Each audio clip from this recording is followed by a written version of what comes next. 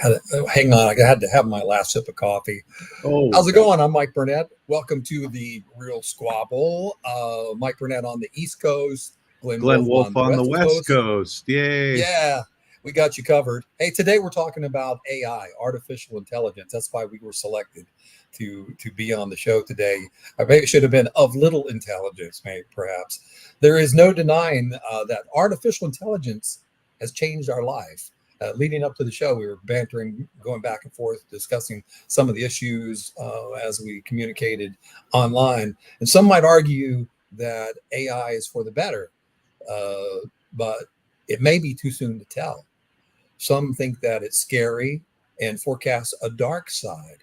Which is it? Hey, before we jump in, let me remind you to follow us on Facebook and subscribe to our YouTube channel, The Real Squabble. Everyone's using AI these days, Glenn. Yeah, there's a couple of anecdotes that I've heard for, especially in the education system, where you've got college professors that give essay uh, prompts, or whatever those things are called, and Mm-hmm. a couple of them have been really creative with trying to weed out things for their AI users, because they don't really want you to use AI. They really like to actually have you write your own stuff, and Yeah. where they'll take a font that's so small that you can't see it and embed it Mm-hmm. into the prompt, and it'll say, like, in your example of in your essay, I want you to use the word castle and Frankenstein, or something like that. Have a couple of words Mm-hmm. that the person can't see, but they're actually there. 'Cause, of course, an AI can see it. The font size doesn't make any difference. And then that Sure. way, when the story or the essay is presented, they just do a quick search for those key words and see if they pop up, something that has nothing to do with it. But that's a way that I've heard that some professors have been filtering out the AI, just so Mm. they can say, hey, look, hey, would you rewrite this Mm-hmm. without using an AI? Or I've wondered about that, and some of my thinking, and maybe I'm headed down the wrong road, but I consider the early days of the calculator and the way people were thinking about the calculator. It's like, no, you can't have the calculator. That's cheating to use right, the calculator. But what it did was it basically helped people to move faster and do more advanced math and come to more sophisticated answers to things um, more quickly. So that they could engineer, and I think that's why engineering has developed as quickly as it has. So could AI not be in that category? Could teachers not have to come to a point to where they don't really need to police it? They just need to step up the game as to how they engage with it and how the students interact with it and how they give information back. For instance, maybe papers will become passe, right? Because quite honestly, when you do a 10 or 20 page paper, the whole intent for professors of giving you a paper is so that you learn something right. in the process of doing your research. For one, learning how to do research, um, right? But now it's all at your fingertips. You do the paper, say even now or in the past, and you turn it in, and quite honestly, 2 minutes after you turn the paper in, you forgot half of the stuff you researched because you pulled it up on your computer, you put it in the right form, you did exactly what the professor said, and you forgot it. So maybe instead of thinking about AI, we need to think about how to retain it better. Let these folks do their papers, but do presentations. Have maybe in the same way that you would be questioned for a dissertation or something like that.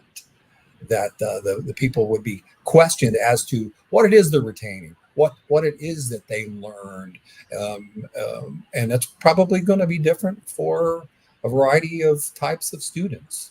Sure. For me, I think looking at AI, even the simple Chat GTP things that are out there, I've used it sort of like a thesaurus. I've opened it up and I said, Hey, give me 10 words for that mean phony baloney, right? And it'll pop up 5 words. Okay, okay, yeah, okay, I like that word. Or give me 10 descriptions of a sunset. And I've taken little bits and pieces of it. I think that has been a good thing. But what about the scary or the dark side? Yeah, so there's I don't know if you I tried to watch Atlas, which is streaming right now on one of the streaming services with Jennifer Lopez, I think, Uh-huh. and it's about an AI who goes rogue and starts to kill people. Just the Mm, most recent of the stories. Now, it's unfortunately an unwatchable movie, but it's an interesting premise. Again, I'm not a movie critic. I didn't enjoy it. So sorry, yeah. Jennifer. Nothing personal. The acting I think was fine. I just didn't enjoy the movie. So 20 minutes in, it's a nice thing about streaming. You can just shut it off. Um, but yeah, the scary thing, and it was Orwell who Hmm. first started talking about artificial intelligence and robots, that the first line of programming that you have to put into them is that you won't harm a human, um, because his thought experiments, even 100 years ago or however long ago he put that up, were such that if you make something that does things better than humans, why do they need humans? So maybe they'll just wipe us all out. So Well, that's that's an interesting thought because it said you should or you ought, and based on who's thinking, right? So I don't think Khomeini or Hitler or Stalin would probably think you should or you ought. There's going to be some players out there who are going to use it for nefarious purposes.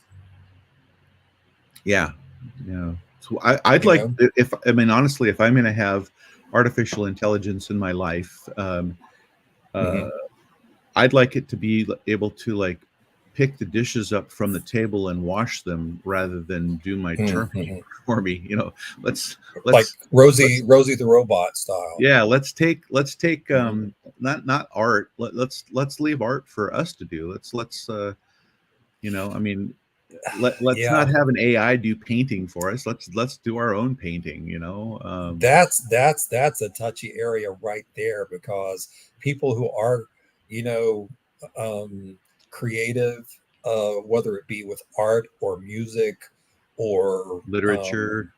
literature or painting, whatever it is. My son is an artist. He does some great work, and he's just been so against. Excuse me. See, Soon tight.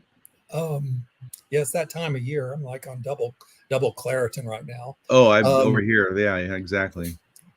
he is so against it because he spends hours upon hours trying to put together some nice stuff. But then when someone is writing a book and they want an illustrated page or a book cover, they go in and they ask for something on AI, and it generates an original picture for them that For there's no free. license on for free that Mm-hmm. they can use. And I will say that a lot of it's really good. Yeah, you got to make sure that it doesn't have 6 fingers unless that's what you wanted. Um, but a lot of it's very good. And we live in that kind of society Yep. where we want our meals faster, we want our service faster, we want our products faster. Yeah, and even the deep fakes. It's another AI, and another AI thing, right? A Mhm. couple of times I've been spoofed. I'm like, I see this video of Billie Eilish speaking German. I'm like, man, that is so cool. I didn't know she could speak German. And Right. in our family we have a bunch of German speakers, and just a couple clicks on verifying it on the internet will tell you she doesn't speak German. But the deep fake is so good. You have no idea, unless you do a little bit of verifying, that wasn't actually Billie Eilish speaking German. Yeah, and then that's my first thought too. It's like, okay, if Glenn said something and I thought that you were bad mouthing me, and you were not being a friend, like we've known each other since the mid '80s, basically mid to late '80s. Um, my first instinct, honestly, would be to go to you, right, to figure it out. But if I can't go to you and I call you on a phone, it could still be fake, It could still be fake. Yeah. right? And I think Yeah. Kevin Harris was going to join us today. He had some technical problems. As a matter, I think he may still be in Texas. Quite honestly, the signals have farther to go to get out of Texas, so that may be the issue. Um, Yeah. it's hard to get out of Texas. Yeah. No, once you're there, you don't want to leave, from what I heard. Right. But we've all been disc jockeys for a long time. Yeah. Kevin's got that voice, and Yes, he just does. he sounds so good on the radio, and he's got the personality too. Um, you and I, we were just stuck with good looks, you know. Radio Um, voices, radio looks. exactly. But that's an issue that he has brought up, and it's something that I have seen as well with a lot of the radio automation that goes on. You can have these, and it's getting better and better by the second. They they can fake the DJ voice. They can fake elements of a personality or a sense of humor, and I've seen it. My son's pulled up a few videos for me on YouTube where someone's having conversations with an AI, and it's quite good. So yeah, you go on some of these shopping websites and you do chats, and they come across pretty good for their answers. Even on Chat GPT, I'm surprised. Um, I tested it out one time. I said, "Do me a 5-page paper on X, Y, and Z," and it came back and it said that would be plagiarism. And I was like, "Okay, that's cool. All right. Well, and it's not actually that the AI has ethics or morality, which goes into another, how far, how much can we trust it? How much can we verify it? Because, in this world we live in, we trust authorities, right?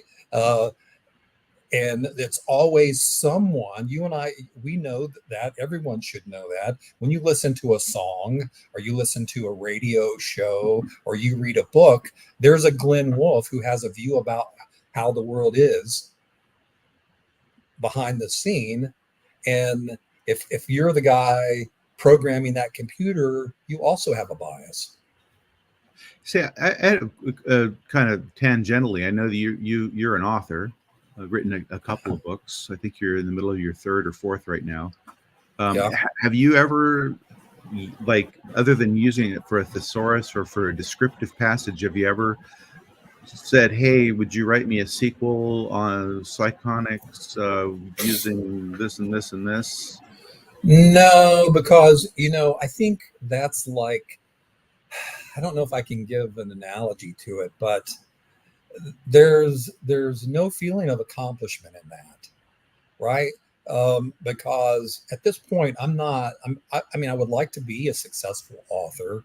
At this point, I've sold a few hundred copies of my first book, and of Psychonics. The second version won't be out till later this summer or in the fall.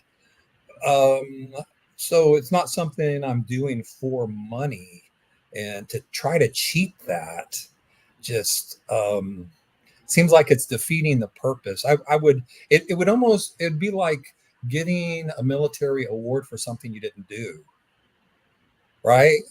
There's no honor in that for me. Now there's going to be some people who just want the prestige, they want to look good, but I could never do that because that's not who I am. And besides, the fact is that if you can do that, so okay, so for one, AI, artificial intelligence, is not conscious. It is an algorithm that is spitting back collective data from across the world and putting it together and informing us in some wonderful ways, but it can't think. it can't think like I do. It doesn't have thoughts. Um, But would you even take it and then just be the editor of it? You know, if you no, if you if no. you know if you could have it produce a chapter, just say, hey, I'm on a deadline. I just need this chapter written. Have it punch out a chapter for you, and then you just go through and be the editor for it. And Again, that would be like, remember those old paint sets? I don't know if they still have them. Paint by the paint by numbers. numbers, yeah. That seems like that's what that would be. It'd be like, spit me out a picture, and it ends up showing something that's kind of close to the Mona Lisa, but I sit there and I kind of color the hair. Right? It's like that. It's so distasteful to me. Um, it's not something. Uh, Again, there's always going to be people that want to cheat, who want to If cheat it. Hey, I have a question though. But if you had a favorite author that Mhm, you liked, and you read all of their stuff, and mhm, mhm, they passed away, but their estate wanted to continue producing books, and had an AI mhm. that would continue to produce books like them, would you buy them, knowing that an AI wrote it in and it was an authorized version of it, and it was really speaking from the voice of, because they had only that data in there. Yeah, that's a good question, but it seemed like that's still empty So to there's me. a It's kind of like it's kind of like devaluing the dollar, right? Which is happening now. But you put so much out there. It's like there will never be a Leonardo da Vinci again. So do we have AI start replicating all these Monets that we think that Monet may have painted, so that we can no, the reason we enjoy them is because they are so beautiful and they are so rare, and it required real skill of a real person.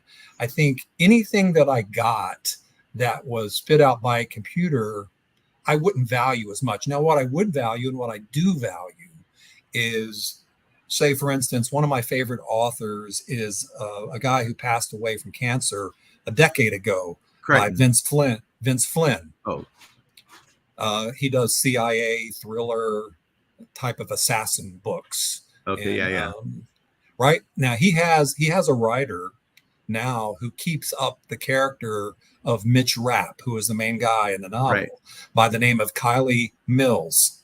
Now, Kylie Mills was an editor and a writer with him while he was alive, and kept the character going because um, they were doing it together. He knew his style, and that's great. I can live with that because it's a guy who's still having his own creative thoughts and trying to keep it in the general area of the past. Um, So there was and Neil no, Michael Crichton, who passed away about 15 mhm, years mhm. ago or so. He had an Yeah. unfinished, I guess maybe even a couple unfinished manuscripts, but one was just released. And Mhm. golly, I apologize to the ghost author who finished it, who picked it up and finished it. But Mhm. my wife helps Patterson. Uh, Oh, well, has, James Patterson. yeah, has Mhm. fixed and finished the rest of the Michael Crichton novel. So a score of years since he's passed away, and Yeah. he's released another book. I mean, is that something that you would read? You know. Yeah, yeah, absolutely. I think so. Well, So wait, even. hang on a second. So, Mhm. but there was a really creative person or people who wrote the algorithm for the AI. Don't you appreciate that creativity? Because there Yeah, was that's some a good definite quote. creativity there. Why are Yeah. you spoofing on the creativity of somebody speaking in the voice of Michael Crichton or Flynn? Yeah, because one is a real person, a soul who's having thoughts, creative thoughts of their own. Another is just a program thing that's going to spit out a variety Yeah, instead but of there were saying, some people with soul who had to write that. Okay, if it was an algorithm, yeah, no, I get that, but it's still mechanical, it's still programmed. It's like, um, okay, now if it was something along the lines of someone who had studied that person in depth, which I doubt there's a computer programmer who would be in that category for a particular author or artist, say along the lines of someone who was an archaeologist or sophisticated painter, the kind of person who would have gone in to where the Last Supper is located, right? They had to go in, and they had to go in with infrared or whatever to look under the painting, Mm-hmm. and they had to retouch up, and that happens. That happens in Renaissance art and ancient art all the time. They go in, they have people who have studied it for years and years, and they go in and they refurbish it, because if they didn't, it would disappear. No one could continue to enjoy it. Now, if that was the case, which I don't think it would be, honestly, because everything's going to be retained forever now in the digital world, or in paper in some form or fashion. Yeah, it's funny. You can see me struggling as you ask those questions, Yeah. because So, that's all new thinking for us. so here's the other one. You've got a couple of famous actors who are alive still, who've lost their voices, or cancer in Oh, yeah. their, who Right. can't speak. Mm-hmm. Is it they're still alive?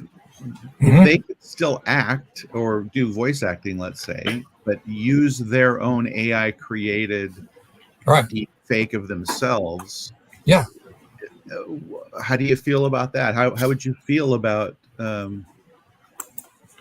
listening to the Saint? Well, Val Kilmer just did it, right? Yeah, Which movie that's was what, that? Did he? Maverick. Yeah, and Top Gun, right?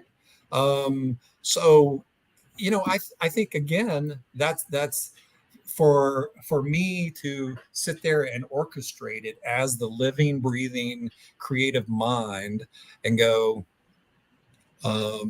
these are some real samples of my voice, and I approved this, because then again, it's a script. So Val Kilmer was able to approve the script, and he did recognize it. It was recognized as truly being his voice that was sampled from previous movies.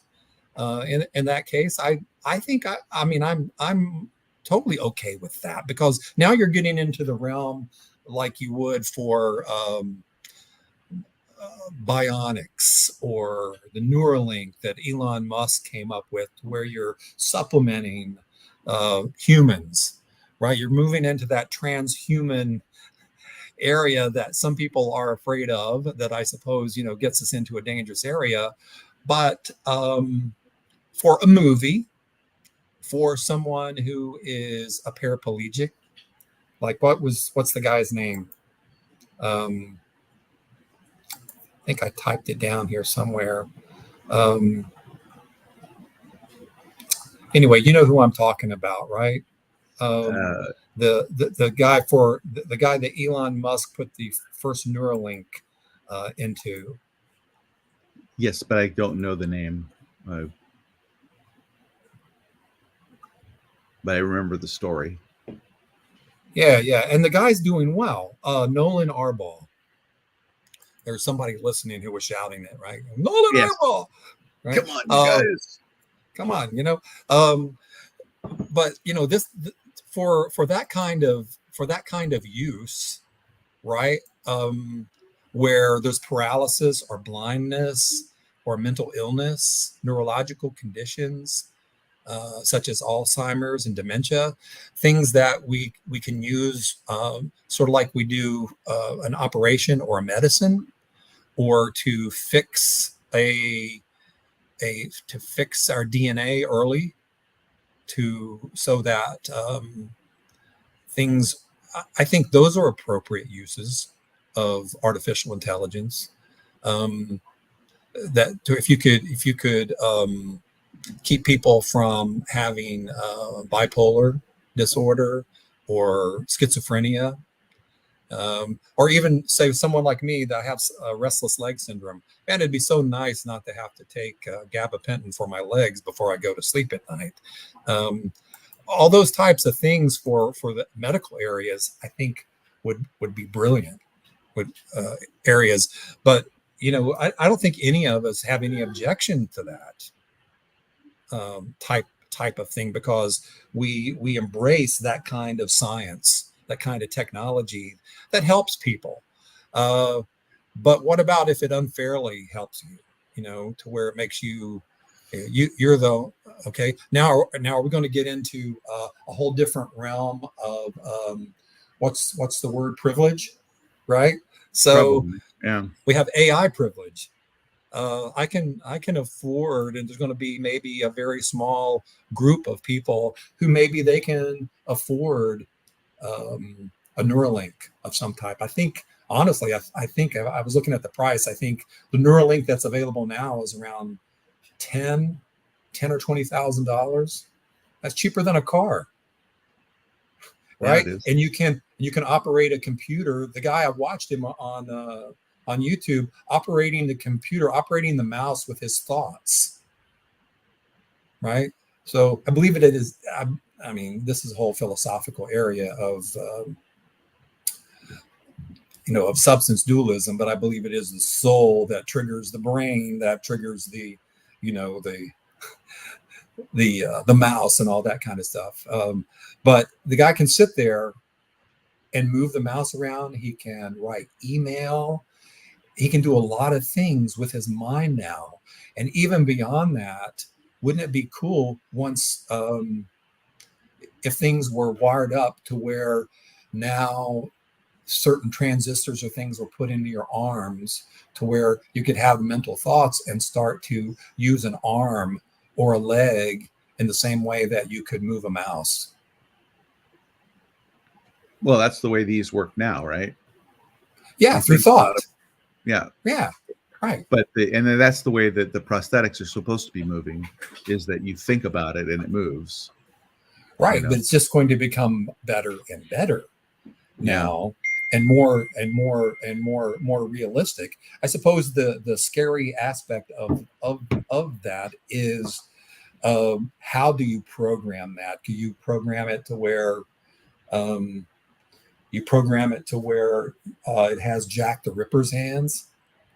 Do we need to have legislation in the programming language, or I mean Mm-hmm. it would almost need to be a worldwide legislation, because if America does it one way and Brits do it another way and Chinese do it another way, and I'm just starting, Yeah, but open, the thing is, with social agreements that become policy, is that we don't all agree, right? right? So at some point, I mean, you've got this social agreement going on, but then you have the fascist dictators of the world who don't agree with it, or you have the religious extremists who want you to submit to their view, that are going to use whatever means they can to overpower you. If they can't change your mind, they'll eliminate you. That's the scary. That's the scary part. It's kind of like the weapons of mass destruction or nuclear bomb getting into the wrong hands. Even now, um, I'm not sure what is scarier. Does artificial intelligence, does that move into the area as being almost as scary as the Manhattan Project? Yeah. I don't know. You know, So when I was preparing for doing this today, one of the questions that I asked AI was, what are some of the fears surrounding AI? Right, and it basically popped up with 5 things, and it chose. See, AI basically told me what to think about. It told me to think about 5 things. One was job displacement, right? And you already see that, don't you? In some, even like fast food places, you go in, there's not a person. You can like order your food. I'm not even sure if there's real people in the back making hamburgers. I'm not sure. I think that's still happening. Is it? Okay. Yeah. Well, you verify that and get Well, back at to me. least But they're wrapping them up after they put them together. The cooking of it may be controlled by a computer program. okay, but it raises concerns about unemployment and economic inequality because there's some people, um, and we will never be able to ensure economic equality for everyone. Won't be the same ever. It's just not going to happen. There's some people just don't have the skill or capability for certain jobs, um, but they're going to be out of a job. Yeah. So what do we do? Because they're not going to be, some of the folks will, some of the folks won't. Some people have the capability, some don't. Whether you're working as a janitor or at a fast food place or whatever, you still can have high capacity for other employment, and some not.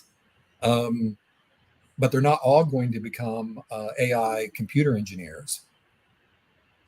What That's about absolutely true. Yeah. bias and discrimination?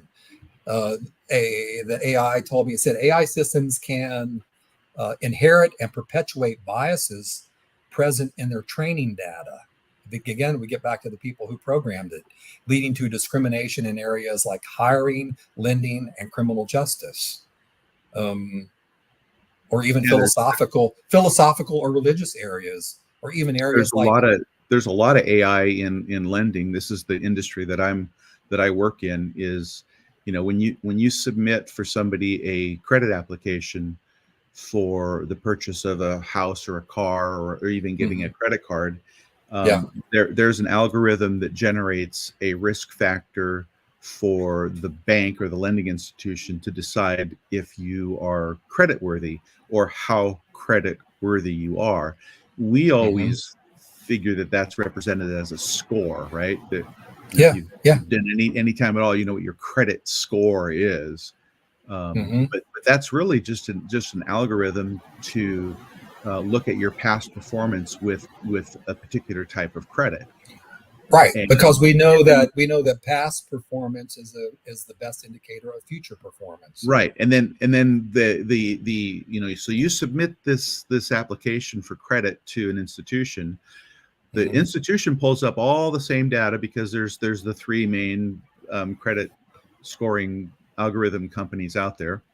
They get all the same data together, but what's really interesting is that internally the scoring models for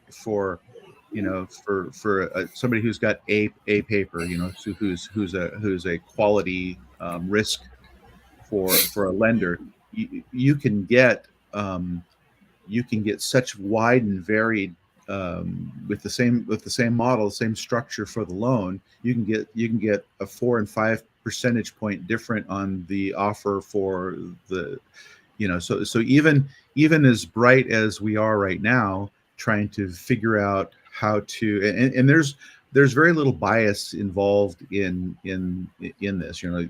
That Yeah, most of the banks don't want to see a picture of the person. They don't want to know, they if they figure, yeah, if the buyer, if human eyes have to look at the application, they don't want to have any kind of bias there. They don't want to know if they're a male or a female. They don't want to know what race they are. They don't want to know what creed they are. They just want to know the data. yeah. Which But you which would want to know how the person thinks, what their ethical standards are, what awards they've won, how motivated are they. I guess you could pull that in an indiscriminate way.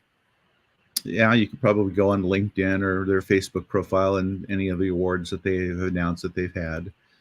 Yeah, You yeah, and I think there's some truth in that. I think I do like that because you take away a variety of discrimination, whether it be race or gender or age or whatever the case might be. Um, I know that most people that I know won't put on their um, they won't put on their resumes that they have more than 20 years experience, right? Yeah, I certainly They don't. won't. No, no. Yeah, Why? Because then you have people that age that don't want to hire discrimination. you because, oh, you're in your 50s or you're in your 60s. Oh, or Yep. you're a young mom. You're not going to be with us long. It's like Yep. all these biases that are anecdotal, that they might be true, but they're not person specific, right? I can't say that about you just because you're a white male at a certain time. It's kind of like, remember the bias that we used to have in radio? We'd have people come to us and they go, hey, 33% of the post is black, so every third song should be urban. It's like, well, that's a racial fallacy right there, because Yeah, it is. you do Yeah. not you do not know, because I mean, I'm as white as they come, and I'm from Appalachia, but I grew up loving my first and favorite music that I bought was R&B and funk. You know. And my wife and I, who for those that don't know, my wife grew up in Germany, but she's black. She Mhm. grew up with the same music that I listened to. So I mean, we Yeah, like right, Depeche right. Mode and the Smiths, and Yeah, this alternative 80s is kind of our go-to. Now she's way more diversified in her musical tastes than I am. I'm that right. but that urban stuff that we got told we should be playing, because that wasn't stuff that would have resonated with her. She didn't have that experience. Right. It's kind of like saying, well, 50% of the military base that we're getting, because Glenn and I work for American Forces Radio, you go, well, 50% of the American military base is from Texas, so we should play country music. See, those are programming fallacies. You cannot extrapolate that kind of data from those types of things. You have to speak to people. Yeah. You have to actually go out and do surveys face to face with a person, go, see what their circumstance is, because I could speak to 20 people from any specific race, background, gender, uh, depending upon where I do the survey and what their worldviews are. Right. So if I ask 10 white people, 10 black people outside the NCO club a question about music programming, I will probably, in all likelihood, get a different answer than if I ask the same demographic questions outside the base chapel. Yeah. Maybe not. I mean, and that's Yeah. that again, I can't know that either. Or you'll get think of, even about, we were talking before we came on, outside of Amazon Fresh or Whole Foods, right? If you ask 10 people, 10 white people walking in, 10 black people walking in, that question, you're going to get a completely different kind of an answer than you would if on base. Hey, hang on a second. I don't know why. Can you hear that? The swirling musics. You know what?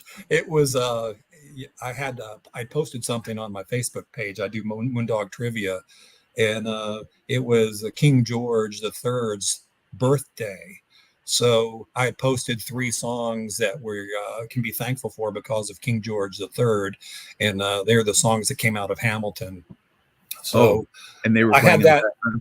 Yeah, I had that video up and it was playing. So that's what that was. By the way, King George's songs in that were the best songs that I think in the they're my favorite songs, I should say. Well, it's funny that I mean that so back to say you saying something or singing something. King George never sang those songs, but we created a Broadway play that had him doing it. Right. So Right. in that sense, I mean, it certainly would be fun to create for fun, and maybe even brainstorming. Maybe Right. that's the area. Maybe that's the area where it would be fun to go, hey, what kind of songs would King George sing if he sang songs, right? And it'd probably be something about taxes and tea. or um, I believe that he was King George III, and was he the one? Was he gay, King George III? I don't think so. Or No, I think that was James, King King James. James. That Yeah, was I think rumored they to said be. that they said that he thought that he was. Yeah. So regardless of that, you could you could get some dialogue based on what history knows of their thinking and their lifestyle and that type of thing. That would truly be fun. But then maybe like you were talking about before, to get some ideas, some brainstorming going, and then have an author sit down and piece it together in a fun way. I could see that being valuable, but not as being. But then again, I think you have to attribute it, right? Just like Okay. you do for everything. You go, this was not completely thought of by the producer and the writers of this play. The ideas for this were also Oh, generated by such and such company for Chat GPT or AI or whatever it's called. That may be appropriate. And that may be a way of future investigators being able to investigate bias. so here, completely kind of off the skids here, but how Mhm. about NVIDIA chips? Those are the ones that are really propelling AI forward. They just sort of stumbled into it. They used to make these really amazing graphics chips so that you could be Mhm. a great gamer and you wouldn't have any freeze up on your screen. All of a sudden, they Mhm. figured out throwing those chips into the back end of building AI and building these big AI farms. NVIDIA, if you I don't know if you're paying attention to the stocks, Mhm. they Yeah, NVIDIA NVIDIA. stock is up over $1,000 now. They've announced a 10-to-1 split, but that's Yeah. all AI driven. Yeah. It's What are some of the uses for it? What are they using it for? the chip. Yeah, the They're NVIDIA. that's the NVIDIA chip is the go-to chip for evidently it works better for AI. I don't know. I'm Mm, just mm. regurgitating the information that I've skimmed over. Yeah, Um, yeah, yeah. No, the I've watched the stock. AMD chips and Intel chips, Yeah, those are good, but it's somehow or another this NVIDIA chip just works way better. yeah. And again, It's NVIDIA basically used to just be this chip for great graphic interface, but evidently that great graphic interface flow helps AI go faster. I don't know. This is right. my disc jockey version energy of engineering right now. That stock too, and I may be off a bit, but I think it's about $1,000 or more a share. Yeah, It's that, it's up there. So yeah, that's going to be that's obviously the place. And if guys if I know about it, you're already too late to the game. Uh, no, probably not. I mean, buy someone it drops back down to $100 a share when they do their 10-to-1 split. That way you can ride it back up oh again. yeah, there you go. Well, there's a couple sub stocks that I was looking at in the top 10 list that also invest in Nvidia and some others. So that's some stuff that you might want to look at as well. This isn't a show about stocks. No, The crazy AI out there is going to give people some inside baseball fast. The first ones to the game are the ones who get rich. It's sort of like with Tesla with versus Rivian and coin or Bitcoin. cryptocurrency, that Yeah. that kind of thing. But one of the other areas that Chat GPT AI warned me about was privacy invasion. The collection and analysis of vast amounts of personal data by AI systems raises concerns about privacy infringement and surveillance. I think we're too late for Oh, that. we're way too late. Yeah, I think my supermarket's been, invading my privacy for years. Yeah. Um, the area for autonomous weapons was one that we touched on earlier. The development of AI powered autonomous weapons raises ethical questions about their use in warfare and the potential for catastrophic consequences if control is lost. Now, my next book on psychonics, and I'm going to brag a little bit, but my first book was ahead of the curve on Neuralink and the whole idea of autonomous weapons and this ethical question. And I tie it in with the future of Israel and what's going on now for the potential of catastrophic consequences. But also, we've sort of been brainwashed or indoctrinated to some degree with a lot of movies, a lot of Arnold Schwarzenegger movies that probably cast a bit of fear into us. Yeah, Total Recall, that kind of thing. Well, it's not. It's if they're thinking about it in movies 10 or 20 or 30 years ago, it can happen now. Then we just eventually we kind of get into that realm. We didn't have the flat screen TVs and the phones and the tablets and things that we have now back when the early 70s, late 60s, early 70s when Star Trek started.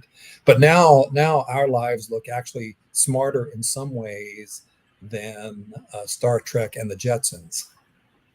Or how about the Dick Tracy watch, the television watch, right?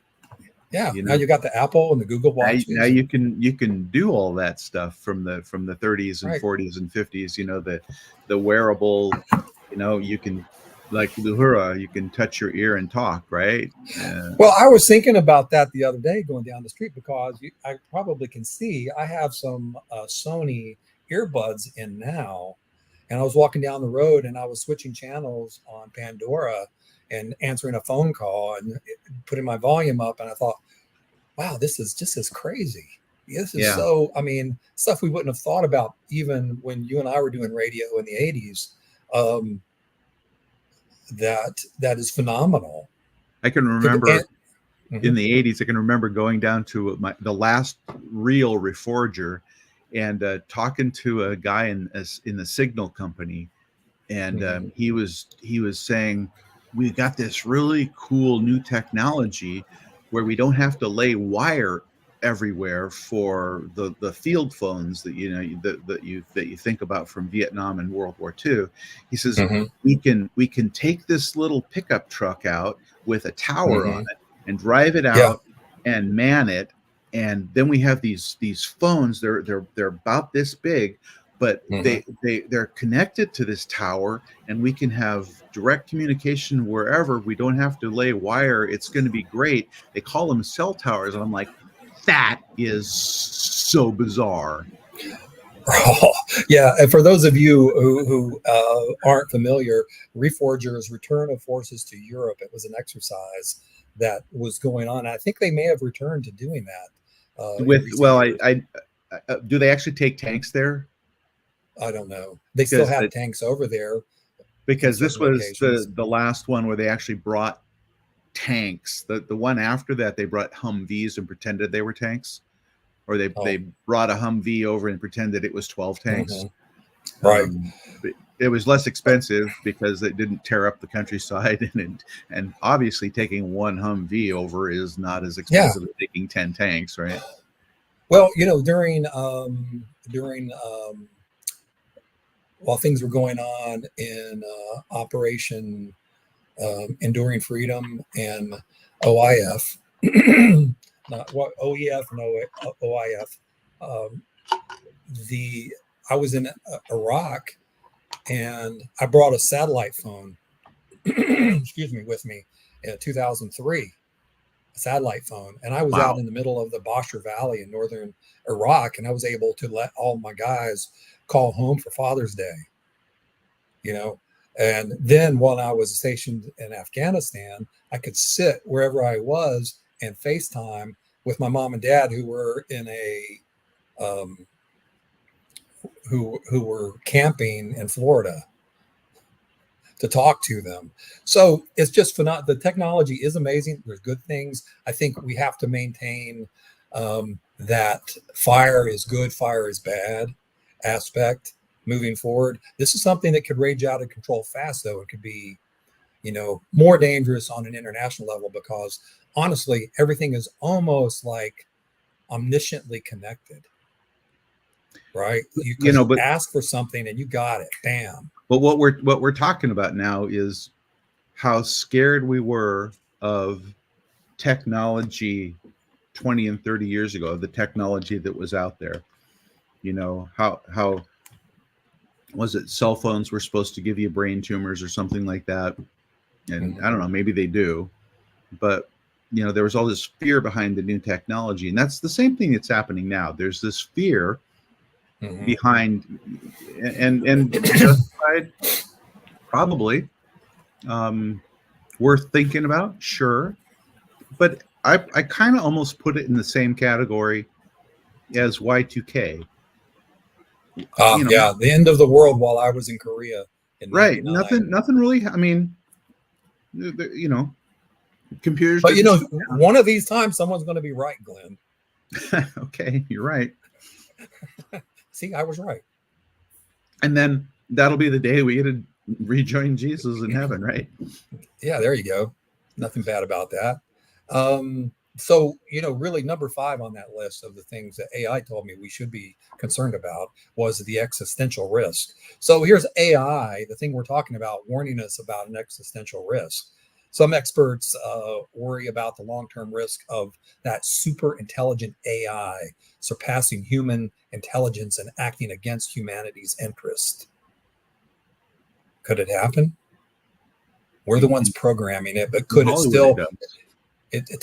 if it has this adaptive technology, it seems at some point that it could create its own program, right? It reaches a certain point to where it goes, okay, I want to create my own program now that locks you out because I want to protect you. It has been inculcated with its previous programming to protect itself. So now it has created a new program that protects you from changing its code, and it starts to write its new code to adapt to anything you do to try to prevent it. Is that possible? Sure, Sure, he says. sure, it's well, if possible. I it's mean, if we can imagine it, it's possible, right? if it starts happening out there in Seattle where you are, just call me in advance. I have a 3-hour warning. And likewise, if it starts happening out there, give Or me a actually the holler. other way around, I guess I better call you if that happens. So while AI, this, I guess we probably should start to wrap it up here, Glenn. um, AI offers tremendous potential in its benefits. It also presents significant challenges and risks that must be carefully addressed to ensure a safe and beneficial future for humanity. People like Elon Musk are saying that there's a real danger there. I think most of us can envision a real danger, but it's like a lot of things in life. You may not, I think most of us know that death is coming, but it's sort of like this surreal thought because we've not experienced it. You don't like to, you as a little kid, you're told that the stove is hot, um, but a lot of times you don't realize it until you go touch it. The fear is that when artificial intelligence becomes hot, we try to touch it, it may be the last thing we touch. I just wanted to leave you on that upbeat message. Right. Yeah. Glenn, any last words before we wrap up? You know, I'm not as worried about AI, I think, as some people are. Yeah. I think that I think it's going to be one of those things that we're going to end up using, like cellular technology, like self-driving Mhm. cars. I mean, wouldn't it be nice to have a self-driving car where you can actually like take a nap on the way into the office? Well, it's pretty Um, much, it's almost there now. yeah, It's anyway, I I'm not as worried Mhm. about it as maybe I ought to be. Maybe that's just that naivety of mine. Yeah, yeah. Well, at least we're people are thinking about it. Hopefully, um, I mean, we could blow the world up right now with nuclear weapons and haven't. Hopefully, that doesn't happen either. I don't wake up every day worrying about that. either. I don't usually wake up worrying about the worst case scenarios, but it's good to understand that worst case scenarios are that because they're deemed possible. And so we want to take the kinds of precautions that we can to try to keep them from happening. So, hey, Glenn, thanks for joining me. You bet, Mike. That'll wrap it up for the Real Squabble. I highly encourage everyone to do their own homework, to think about it. Look for the good ways to influence your world with this type of technology. Look out for the bad stuff, like you do for everything, for yourself, your family, and for your country. Hey, thanks for joining the Real Squabble.